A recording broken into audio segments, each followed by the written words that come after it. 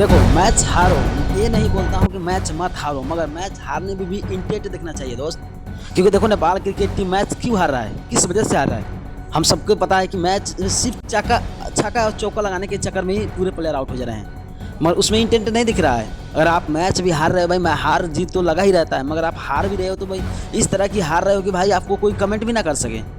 यानी कि देखो अपने आप पे देखो, सब प्लेयर को मैं बोल रहा हूँ कि अपने आप पे देखो कि मैं किस वजह से किस तरह से मैच हार रहा हूँ। इतना ही नहीं दोस्तों कि देखो मैच हारा जाता, हार जीत का खेल ही है, मगर नेपाल क्रिकेट टीम में हार में आप देखो 2 मैच हारा है, ऑस्ट्रेलिया सीरीज में 2 मैच हारा है, मगर हार में आपको क्या दिख रहा है, इंटेंट दिख रहा है, क्या दिख रहा है, किस वजह से। एक होता है कि भाई चलो अच्छा खेल रहा था, प्लेयर का मिस हुआ या हुआ आउट हो गया, मगर ऐसा नहीं है। नेपाली प्लेयर को सिर्फ छक्का और चौका लगाने के चक्कर में ही टोटल प्लेयर आउट हुए हैं, और यही गलती सबसे बड़ा गलती है नेपाल क्रिकेट टीम की।